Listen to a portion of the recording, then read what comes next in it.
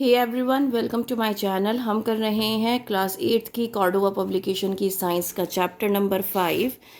दिखा देती हूँ मैं chapter number 5 coal and petroleum, जिसका हम एक पार्ट कर चुके हैं और ये हमने सॉल्व कर लिया था मल्टीपल चॉइस क्वेश्चंस।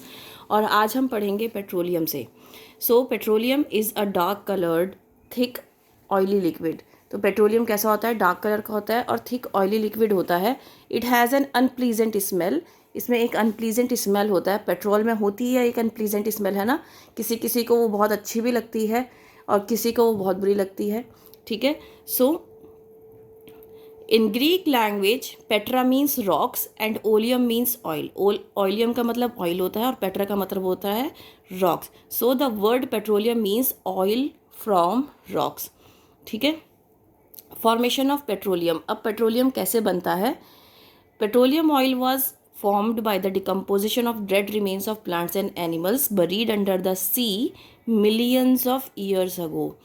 तो आपको ये बात का ध्यान रखना है, फॉसिल फ्यूल में और पेट्रोलियम बनने में क्या डिफरेंस है। फॉसिल फ्यूल सॉइल के अंदर दबे हुए होते हैं ना, सेडिमेंट्स ऑफ रॉक्स में होते हैं।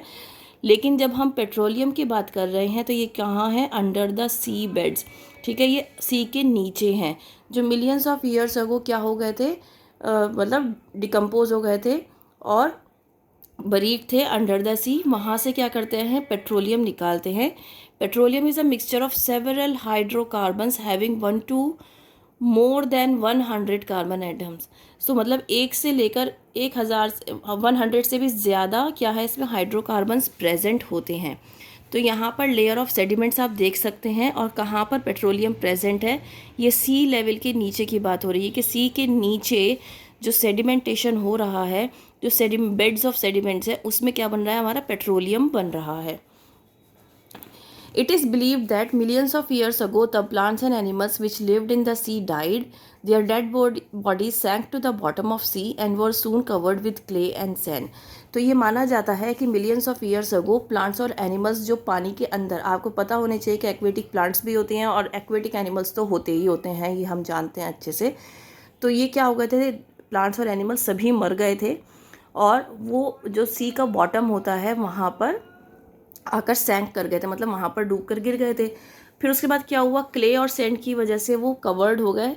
मिलियंस ऑफ ईयर्स के बाद under high pressure and temperature and in the absence of air, जो dead remains of plants and animals थे वो स्लोली किस में कन्वर्ट हो गए? पेट्रोलियम में कन्वर्ट हो गए। Petroleum then pass through porous rocks and got trapped between non porous rocks. तो फिर क्या हुआ? अब ये जो पेट्रोलियम था ये और नीचे चला गया और रॉक्स के बीच में जो नॉन पोरस रॉक्स थे उनके बीच में ये आकर रुक गया। A more volatile component of petroleum called natural gas forms a cover over it. अब जो मोर वॉलेटाइल उसकी जो फॉर्म है वो क्या है? नेचुरल गैस है।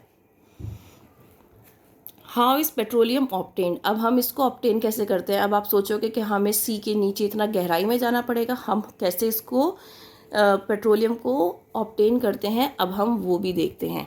सो petroleum occurs deep under the surface of the earth between the two layers of impervious rocks.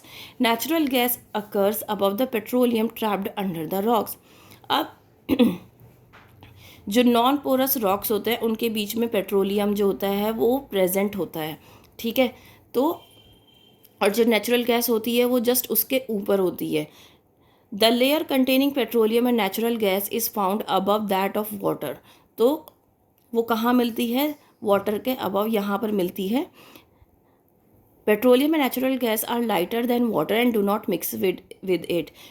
इनकी लाइटनेस की वजह से इनके अंदर एक प्रॉपर्टी होती है कि पेट्रोलियम और नेचुरल गैस लाइट होती हैं वेट में, जिसकी वजह से ये पानी में मिक्स नहीं हो पाती हैं। So first of all, those areas in which petroleum may be present are located by the experts. At such places, petroleum is obtained by drilling holes called oil wells into the earth crust by machines called drilling rigs. सबसे पहले तो experts ये जानने की कोशिश करते हैं कि भाई पेट्रोलियम हमें किस एरिया से मिल सकता है। फिर उसके बाद किया जाता है, वहाँ पर होल्स किए जाते हैं, वेल्स बनाए जाते हैं बेसिकली ड्रिल करके।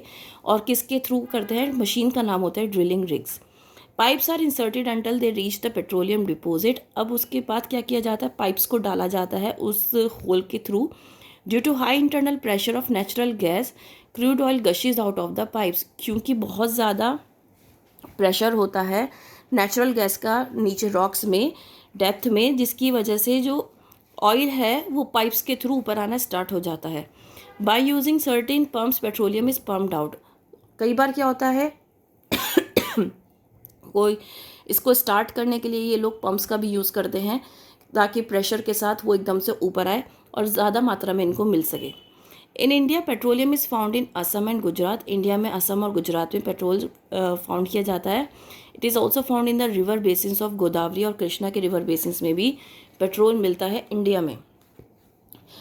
India petroleum is also found under the seabed at a distance of 150 kilometers from Mumbai called Mumbai High. Mumbai High में भी पेट्रोलियम मिलता है। The first world's oil well was drilled in Pennsylvania USA in 1859। ये आपको पता होना चाहिए, important है।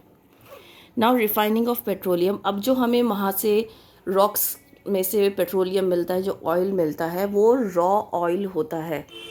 अब उसको हमें क्या करना पड़ता है, रिफाइन करना पड़ता है, मतलब उसको साफ़ करना पड़ता है। Petroleum is complex mixture of various constituents such as petroleum gas, petrol, kerosene, diesel, lubricating oil, fuel oil, paraffin wax etcetera. तो इतनी सारी चीज़ें पेट्रोलियम के अंदर प्रेजेंट होती है। It can not be use in the form in which it exist. अब जिस फॉर्म में ये प्रेजेंट है, एग्जिस्ट करता है, उस फॉर्म में हम इसको यूज़ नहीं कर सकते क्योंकि इसके अंदर इतनी सारी चीज़ें मिक्सअप हैं। Thus it is known as crude oil. इसीलिए हम इसको क्या कहते हैं, क्रूड ऑयल कहते हैं। We need to separate various constituents of petroleum so it has to be purified और रिफाइंड। तो इसीलिए इसको प्योरीफाई होना पड़ता है और रिफाइन करना पड़ता है। The process of separating various constituents or useful fractions of petroleum is known as refining of petroleum। अब उस प्रोसेस को जिसमें ये जो कॉन्स्टिट्यूएंट्स पेट्रोलियम के अंदर प्रेजेंट हैं, ठीक है, इनको अलग अलग करना, सेपरेट करना, इस प्रोसेस को हम कहते हैं रिफाइनिंग ऑफ पेट्रोलियम। ठीक है। Now petroleum refineries in India are located at Chennai, Cochin, Mathura, Digboi, Mumbai, Koyali, Haldia, Barauni. अब यहाँ पर पेट्रोलियम रिफाइनरीज प्रेजेंट है जहाँ पर पेट्रोलियम को रिफ़ाइन किया जाता है। तो ये इम्पॉर्टेंट चीज़ है जो आपको पता होनी चाहिए। कौन सी मशीन से किया जाता है, ड्रिलिंग रिग से निकाला जाता है। इंडिया में कहाँ कहाँ पर आपको पेट्रोलियम कहाँ कहाँ पर मिलेगा वो आपको पता होना चाहिए। ठीक है। उसके बाद रिफाइनिंग ऑफ पेट्रोलियम की डेफिनेशन आपको पता होनी चाहिए। देन अब यहाँ पर हमारे पास एक टेबल आ जाती है जिसमें कॉन्स्टिट्यूएंट्स ऑफ पेट्रोलियम गिवन है। हमने इतने सारे कॉन्स्टिट्यूएंट्स इसमें पढ़े हैं जो प्रेजेंट होते हैं, उनका boiling point, number of carbon atoms, हर एक कॉन्स्टिट्यूएंट में कितने प्रेजेंट हैं और उसका क्या यूज़ है, वो यहाँ पर इस टेबल में गिवन है। तो ये बहुत इंपॉर्टेंट टेबल है, बहुत ज़्यादा इंपॉर्टेंट है टेबल। क्यों है?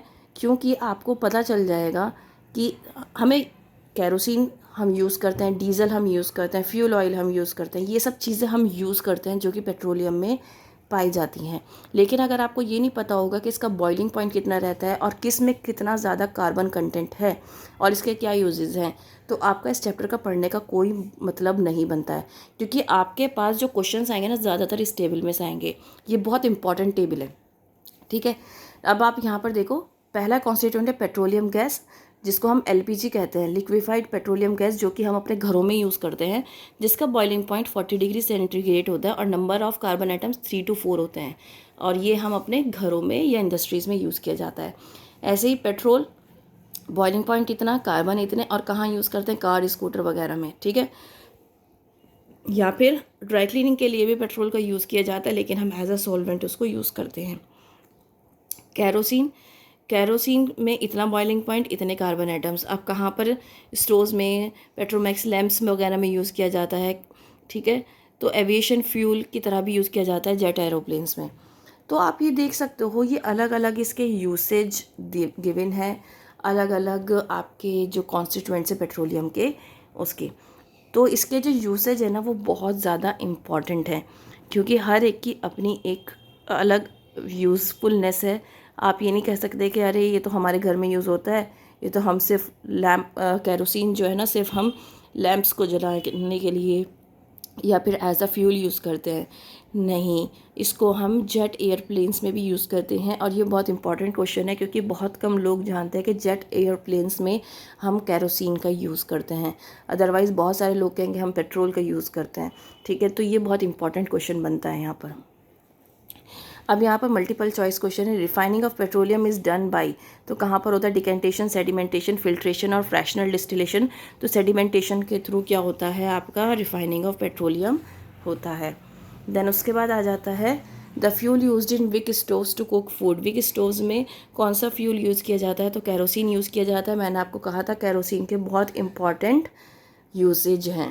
Component of petroleum used for making candle, वो पैराफिन वैक्स होता है। कैंडल्स बनाने के लिए हम पैराफिन वैक्स का यूज़ करते हैं। Bitumen is used for making, bitumen किस लिए यूज़ किया जाता है, रोड सरफेसेस को बनाने के लिए यूज़ किया जाता है। Petrol is used as an aviation fuel lubricate, नहीं, ड्राई क्लीनिंग के लिए अगर हम पेट्रोल का यूज़ कर रहे हैं तो वो एक सॉल्वेंट की तरह हम यूज़ करेंगे। ठीक है, इस तरीके से आपका ये वाला पार्ट मैंने कंप्लीट कर दिया है यहाँ तक। उम्मीद करती हूँ आपको समझ में आया होगा। अगर येस तो please like share and subscribe. That's all, thank you.